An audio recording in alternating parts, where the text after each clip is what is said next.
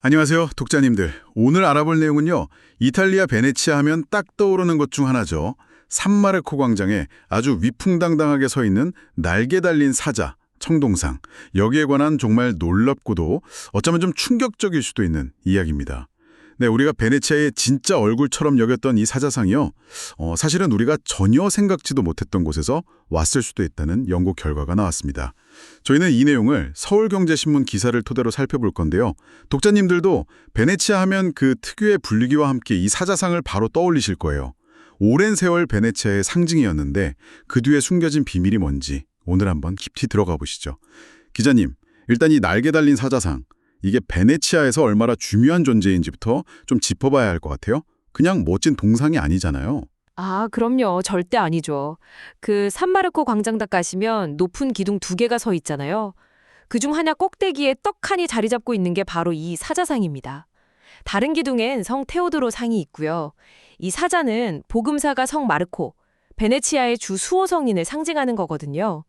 9세기에 이집트에서 성 마르코 유해를 베네치아로 모셔온 뒤부터는 뭐랄까 베네치아 공화국의 힘과 정체성을 보여주는 아주 강력한 상징이 된 거죠. 베네치아 영화제 최고상 이름도 황금사자상인 걸 보면 그 위상이 정말 대단하다는 걸 알 수 있죠. 맞아요. 베네치아 깃발에도 있고 옛날 건물 문고리 같은 데서도 쉽게 볼 수 있을 만큼 도시 곳곳에 스며 있는 그냥 베네치아 그 자체라고 봐도 무방할 정도입니다. 근데 그 기원에 대해서는 사실 그동안 확실한 게 없었잖아요. 보통은 좀 오래된 고대 중동 쪽에서 왔을 거다 뭐 이런 얘기들이 많았던 것 같은데요. 네, 그게 오랫동안 미스터리였어요. 언제 누가 만들었는지 정확히 몰랐던 거죠. 청동 만드는 기술이나 스타일을 보고 기원전 4세기 에트루리안 문명 거다. 아니다. 더 오래돼서 아시리아나 페르시아 같은 메소포타미아 문명에서 왔다. 이런 추정들이 좀 있었죠. 지중해 동쪽 어디선가 만들어서 베네치아로 가져왔을 거다. 이게 일반적인 생각이었어요. 그랬는데 이번에 나온 연구는 그 판을 완전히 뒤집는다는 거군요. 이탈리아 파도바 대학 연구 결과라고요? 네, 맞습니다. 파도바 대학이랑 카퍼시터리 대학 같은 곳에서 연구진들이 모여서 연구했고 곧 앤티쿼티라는 굉장히 권위 있는 고고학 학술지에 발표될 내용인데요. 여기서 핵심은 정말 놀랍게도 이 사자상을 만든 주재료 있잖아요. 구리. 이 구리의 원산지가 지금까지 얘기됐던 곳들이 아니라 아주 먼 곳, 바로 중국 양쯔강 유역이라는 걸 과학적으로 밝혀냈다는 겁니다. 네, 중국 양쯔강이요. 베네치아 상징이 중국산 재료로요? 와, 이건 진짜 상상도 못했는데요? 아니 그렇게 먼 곳인지를 어떻게 딱 집어낸 거죠? 뭔가 과학적인 방법이 있었겠죠? 당연하죠. 연구진이 사용한 방법이 납 동위원소 분석법이라는 건데요. 이게 상당히 정교하고 믿을 만한 방법입니다. 금속에는 아주 적은 양이지만 납이 들어있거든요. 근데 이 납이 어디서 나왔는지에 따라 동위원소 비율이 다 달라요. 뭐랄까 금속의 지문 같은 거죠. 아하, 그럼 사자상에서 금속 샘플을 조금 떼어내서 그 납 동위원소 지문을 분석했더니 그게 중국 양쯔강 쪽 광석 지문이랑 딱 맞더라. 이 말씀이시군요. 정확합니다. 사자상 여러 부위에서 아주 작은 샘플을 채취해서 분석했더니 그 납 동위원소 비율이 중국 남부, 특히 양쯔강 하류 지역의 오래된 구리광산에서 나온 구리의 특징과 거의 똑같다는 걸 알아낸 거예요. 이건 중동이나 지중해 쪽 구리랑 완전 다른 특성이라서 사자상 구리가 중국에서 왔을 가능성이 아주 높다는 강력한 증거가 되는 거죠. 와, 이건 정말 대단한 발견인데요. 그냥 추측이나 스타일 비교가 아니라 재료의 고향을 직접 찾아낸 거니까요. 파급력이 크겠어요. 그런데 기자님, 연구가 여기서 끝난 게 아니라고 들었어요. 재료뿐만 아니라 사자상의 그 모습, 디자인에서도 중국과의 연결고리가 보인다면서요. 이것도 아주 흥미로운데요. 네, 이것도 정말 중요한 부분입니다. 연구진은 재료 분석 결과에 더해서 이 베네치아 사자상의 전체적인 모양새나 세부적인 표현 같은 게 중국 당나라 시대, 그러니까 7세기에서 10세기 정도죠. 그때 무덤에서 나오는 진묘수라는 상상 속 동물 조각상이랑 놀랄 만큼 비슷하다는 걸 발견했어요. 진묘수요? 이름이 좀 독특한데 그건 뭔가요? 말 그대로 무덤을 지키는 짐승이란 뜻이에요.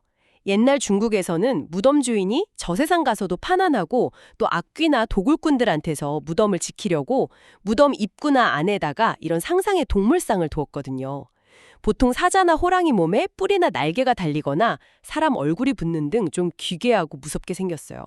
근데 베네치아 사자상이 약간 추상적이면서도 힘있는 표현, 네 발로 땅을 딛고 선 자세, 갈기 모양, 심지어 얼굴 일부 특징까지 당나라 진묘수랑 비교해보면 이거 그냥 우연인가? 하기에는 너무 비슷한 점이 많다는 거죠. 그렇군요. 사진 같은 걸 보면 독자님들도 정말 비슷하네 하실 수도 있겠네요. 전문가들이 보기에 형태적으로 딱 유사성이 보인다는 거군요.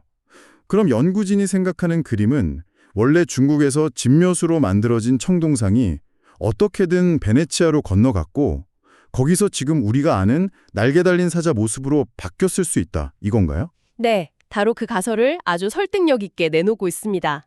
그러니까 원본은 중국, 당나라 때나 그 직후에 만들어진 진묘수였고 이게 어떤 루트를 통해서든 머나먼 베네치아까지 운반된 다음에 현지 사정에 맞게 또 문화적인 의미에 맞게 고쳐졌을 거라는 거죠. 고쳐졌다면 구체적으로 어떤 식으로요? 예를 들면 원래 진묘수에 달려 있었을 법한 뿔이나 머리 위 장식 같은 좀 동양적인 부분들은 제거했을 수 있고요. 또 귀가 좀 길었다면 서양 사자처럼 짧게 다듬었을 수도 있겠죠. 그리고 제일 중요한 건 역시 날개를 새로 달았다는 거. 그리고 앞발 아래에는 성 마르코의 상징인 복음서를 딱 놓고요. 이렇게 변신시켜서 원래는 이국적인 무덤지기 동물이었던 것이 베네치아를 지키는 성 마르코의 상징, 날개 달린 사자로 새롭게 태어났다는 시나리오입니다. 물론 청동을 다시 가공하는 게 쉽진 않았겠지만 당시 기술로 불가능한 건 아니었을 겁니다. 와, 정말 흥미진진한데요? 오래된 물건이 시간과 공간을 넘어서 완전히 새로운 의미를 입게 되는 과정 같네요. 우리가 알기로 성 마르코는 요한 묵시록에 나오는 네 생물 중 하나인 날개 달린 사자로 상징되잖아요. 9세기에 유해가 베네치아로 오면서 도시의 상징동물이 사자가 됐고요. 근데 그 중요한 상징물이 사실은 중국 무덤 지키던 동물에서 시작했을 수도 있다니 역사의 연결고리가 참 생각지도 못한 곳에서 툭 튀어나오네요. 그럼 그 원형이었을지도 모르는 진묘수 청동상.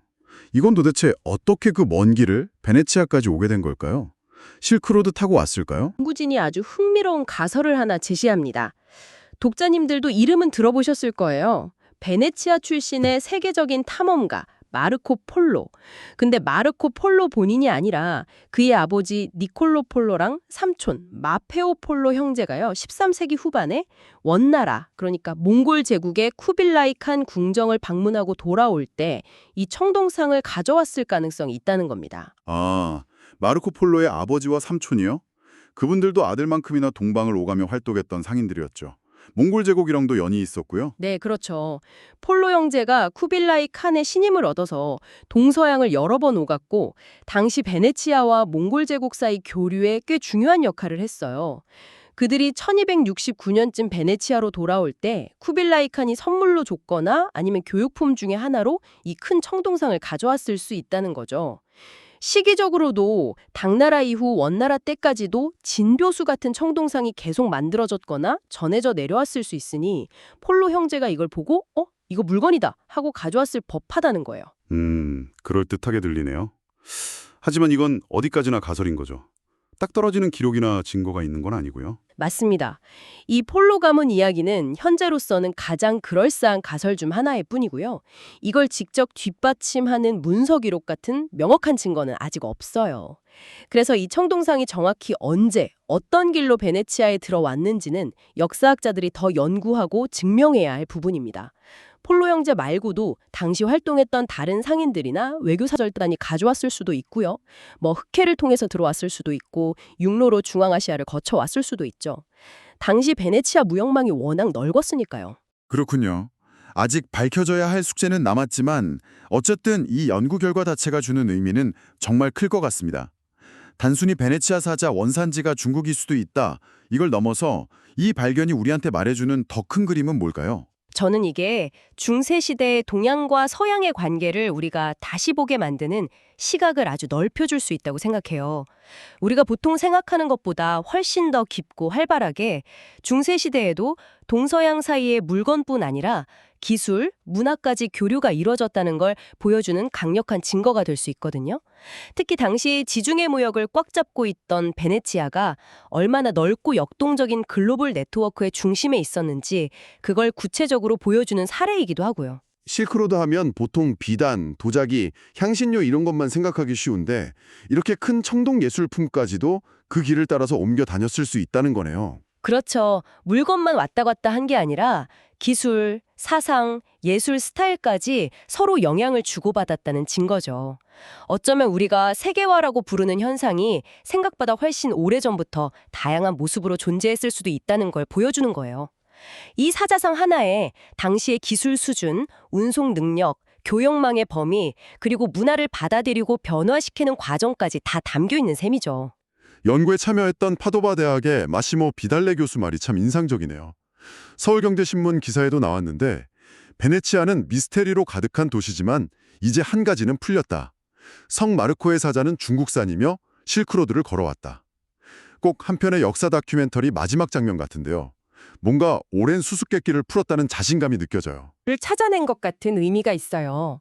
단순한 미술사 발견이 아니라 중세시대 교류사, 기술사, 더 나아가서는 세계사 전체를 보는 관점에서도 아주 중요한 기여를 할 수 있습니다.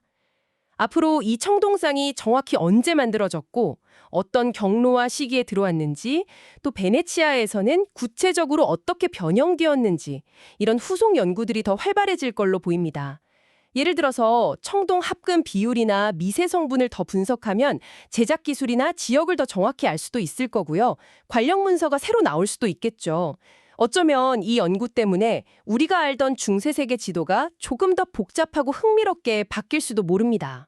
네, 정말 하나의 상징물 안에 이렇게 깊고 넓은 이야기가 숨어 있을 줄은 몰랐네요. 과학적인 분석과 역사적인 추리가 만나서 과거의 새로운 모습을 밝혀내는 이 과정 자체가 정말 흥미롭습니다. 다음에 베네치아 가면 산마르코 광장의 저 사자, 진짜 다른 눈으로 보게 될 것 같아요. 맞아요.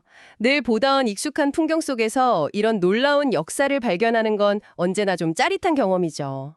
앞으로 또 어떤 새로운 이야기들이 나올지 계속 지켜볼 만합니다. 지금까지 베네치아 날개 달린 사자상의 중국 기원설이라는 아주 흥미로운 주제에 대해 다뤘습니다. 이 사자가 품고 있는 비밀처럼 어쩌면 우리 주변에 익숙한 많은 것들 속에도 아직 우리가 모르는 놀라운 여정과 교류의 역사가 숨쉬고 있는 건 아닐까요?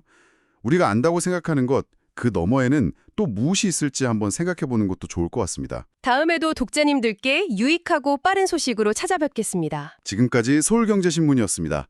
감사합니다.